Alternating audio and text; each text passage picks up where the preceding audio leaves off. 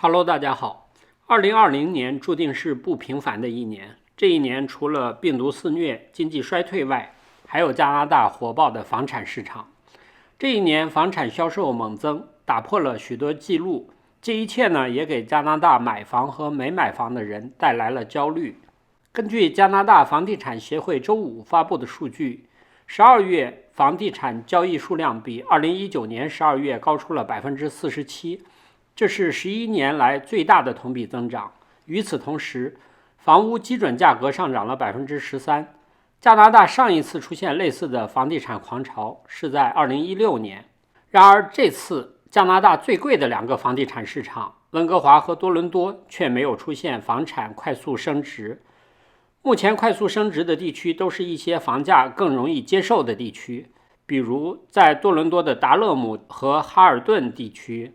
这些地区单户住宅同比上涨约20%，尤其是达勒姆地区，单户住宅的平均价格从2019年11月的64万1000加元上涨到1年后的79万5000加元，上涨了24%。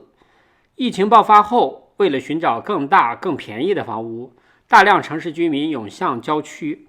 加拿大统计局的统计数据显示，加拿大3个最大的城市多伦多、蒙特利尔和温哥华2019年7月到2020年7月共有87444人搬离。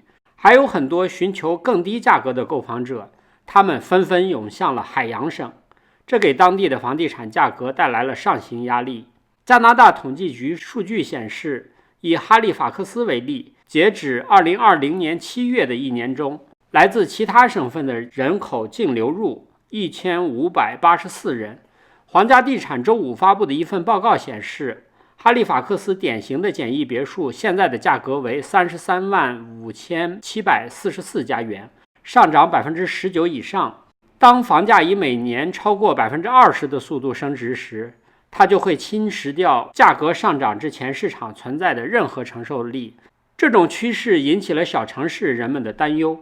房产泡沫担忧也再次浮出水面，在多伦多的一些郊区，越来越多的人担心房地产泡沫出现。很多价格上涨20%或以上的区域，大量的买房者越来越焦虑。他们担心，如果不尽快买房，会因为房价过高而被挤出市场。与此同时，多伦多地区的房产市场正在朝着2个不同的方向发展。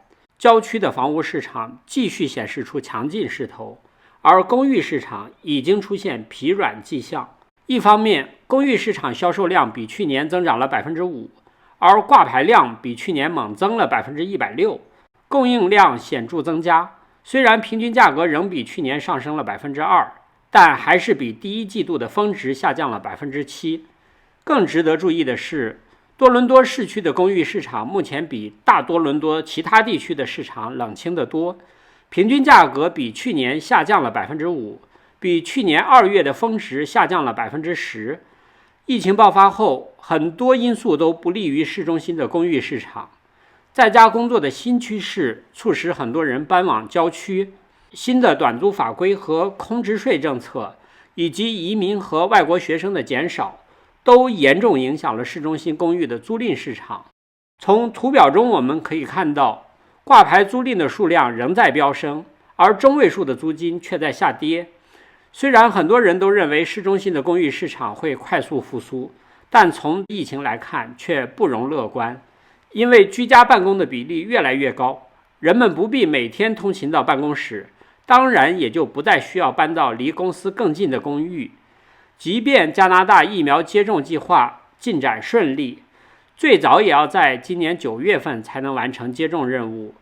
对大多数公司来说，回归市中心的写字楼也需要一个长期渐进的过程，带来的直接影响就是市中心的公寓租赁市场的恢复同样需要一个渐进长期的过程。这对市中心公寓的刚需购房者来说是非常有利的，因为疲软的公寓市场为刚需提供了更宽广的选择面和宝贵的时间窗口。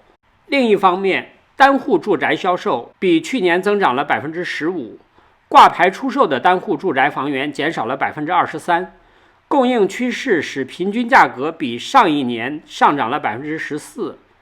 随着郊区小城镇单户住宅房源的减少，购房者处于弱势地位，一方面是房主卧房惜售，另一方面是买方情绪高涨。人为的供应紧张正在推动人们在选择余地更小、相对不太优质的房源上展开激烈的价格战。据统计，在多伦多的4个区域中，2019年只有不到30%的待售房屋以高于房主要价的价格出售。在2020年第一季度，需求激增导致大约50%的房地产价格超过要价。这里简单聊一下竞价战，也就是人们通常所说的抢 offer。大多数买房的人在找房的时候都会有一个大概的预算和需求清单。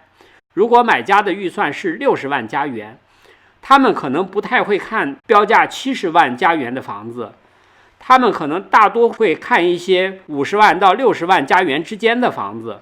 这样呢，就有了竞价战的基础。通常卖家会以低于其价值的诱人价格来挂牌出售他们的房子，目的呢就是引发一场激烈的价格战。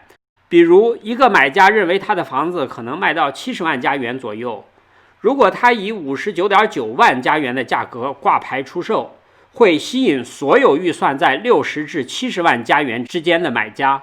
这种方式吸引的潜在买家的数量至少翻倍，这样在竞标完成之后，卖家得到的可能远远超过他原来预期的价格。竞价战在目前呢，已经成为一种主要的营销工具。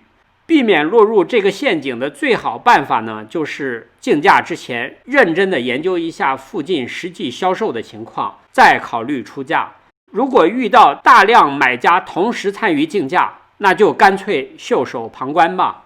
如今加拿大的房产市场一半是海水，一半是火焰，各种口号喊得震天响的时候，你尤其需要保持清醒头脑。记住一点，即使你手头上有几十万、上百万加元，也不会因为今年没有投出去而损失巨大。真正造成财产严重损失的，只能是投资失败。以上就是今天我想给大家分享的内容。我的频道每天都会分享一些加拿大的生活经济、房产资讯，欢迎订阅。谢谢观看，再见。